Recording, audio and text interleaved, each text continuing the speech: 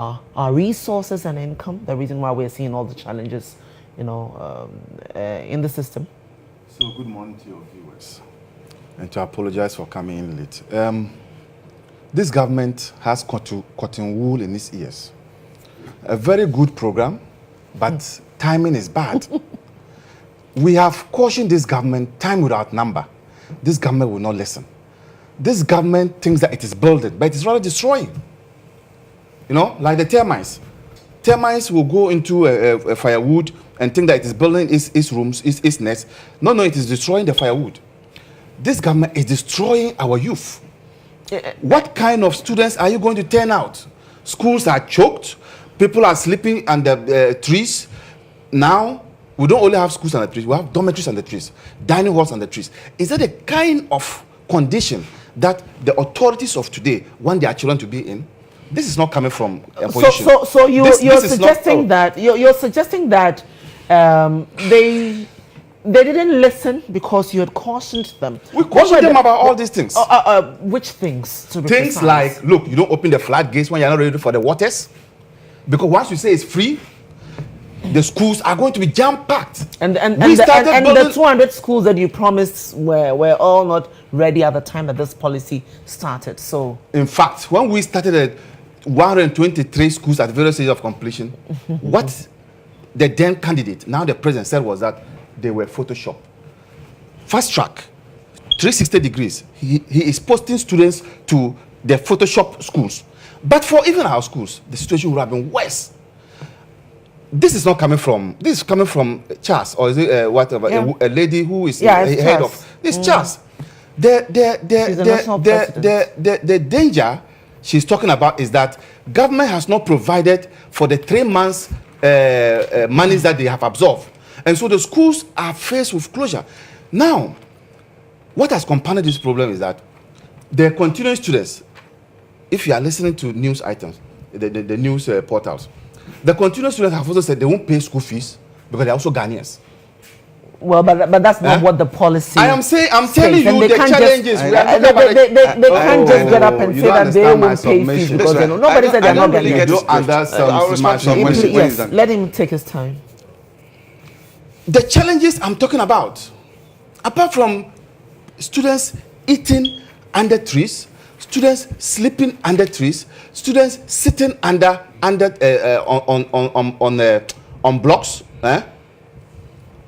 We have a situation now that we were told last week by the finance minister that free SHS has now become voluntary contribution SSS.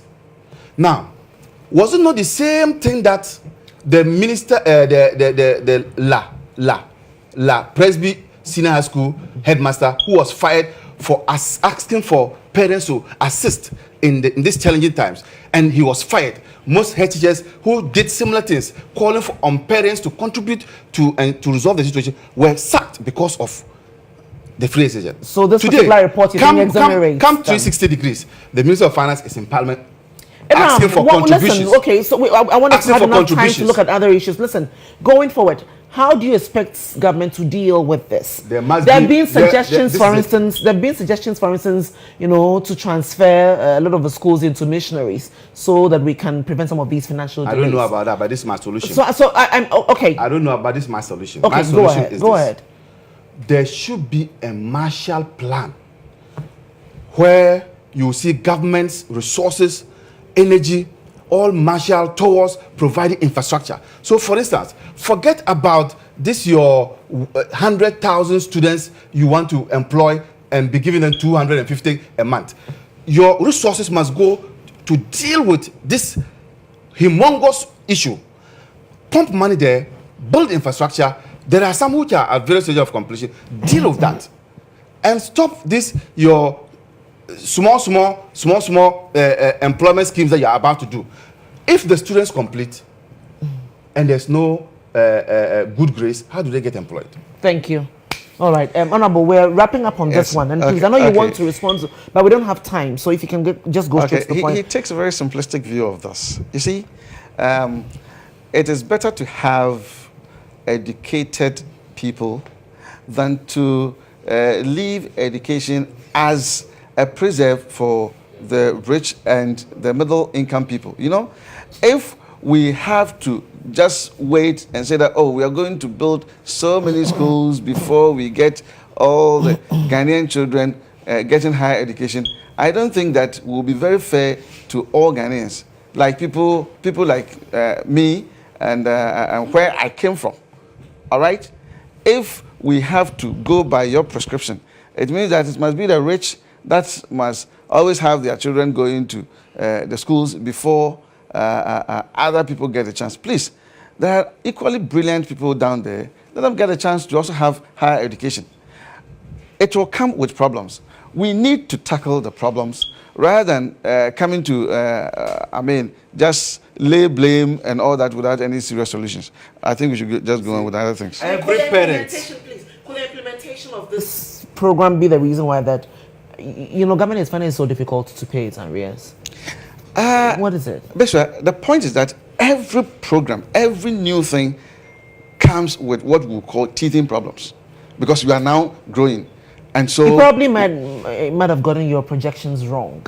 I mean, considering the many problems that are being reported all over. Not necessarily. I don't think so. I admit that for as long as you say it is free, a lot of people would want to avail themselves of that free senior high school. It goes without saying that then you must expand the facilities, right? So what currently is happening to those a little over 100 schools that the NDC told us were at various levels of completion? Have you been able to complete some of them to be able to house some of the children, for instance? I don't have statistics on that, okay, for now. But I have always maintained that public money has no political color. And so if I were the president, I am not, but I think my advice to the president would be that we must make conscious effort to complete all the schools that were started by the previous government. And indeed, those areas that have also which were earmarked to have SHS, where they have not even started, I think the government must take it as a duty to start and complete them. Because whatever we are doing is for the benefit of the people of Ghana, regardless of which government started it. I don't believe in this issue where they say, okay, we have also come, we are going to start our own thing and all that. The previous things that have been done were done with public money. And since public money has no political color, any government that comes, any good policy that is there, continue with it, and that's how we build a country. Beswa. All right. It is 7:45. It is not fair to give him 3 bites. We have to make and give way. me only Abraham 1 bite. Late, so please don't. No. This topic 15 minutes to the top of the hour, 8 o'clock. We're still looking at the big stories. I do not accept that. I am registering my protest. We're wrapping up on the free SHS. You are not giving me the We're going time to be looking at express exactly myself.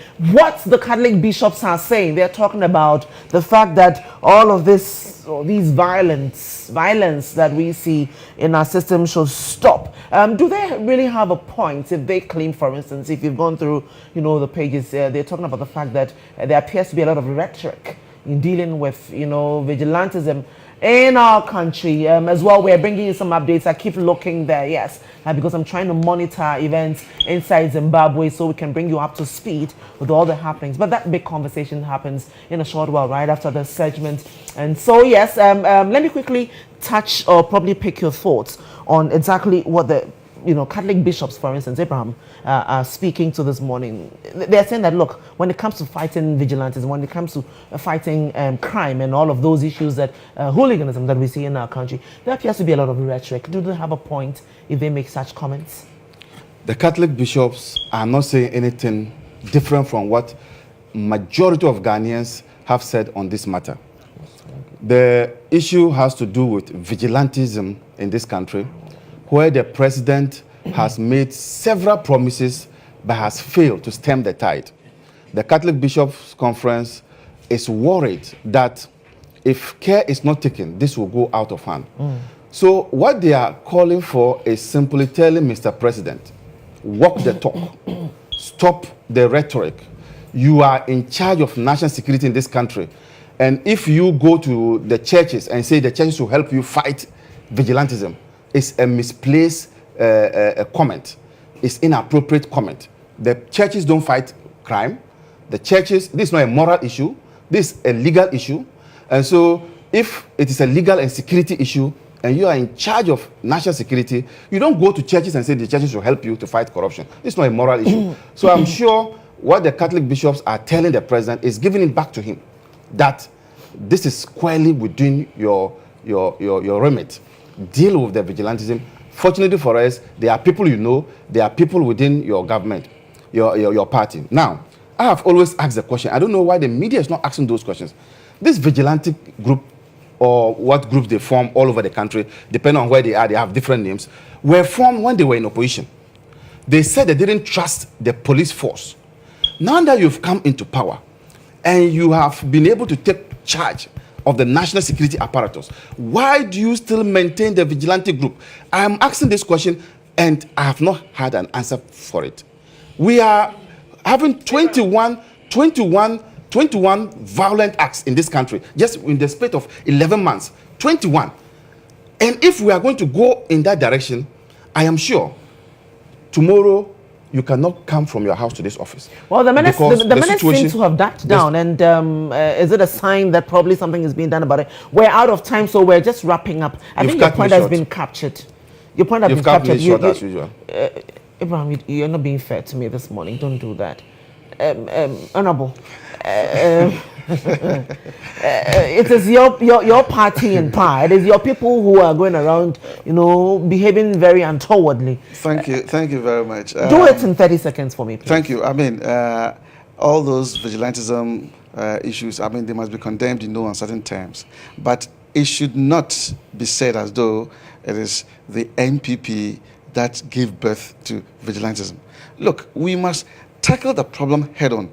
We have groups, okay, even though it is not acknowledged by the political parties, we have groups in the political parties. Didn't we have the Bulgar Bulldogs and all those kind of things? You don't know they are from your side. All right. Please. So if you're going to go there, then I'll just the Bamba Boys and all those kind of things. Some of these are from your side. Honorable Alex Joe Urban is member of Parliament for the Northwest, and Abraham represents the NDC. He's a member of the communications team. Cafe Day is coming on with updates from Zimbabwe. Just quickly, were you surprised?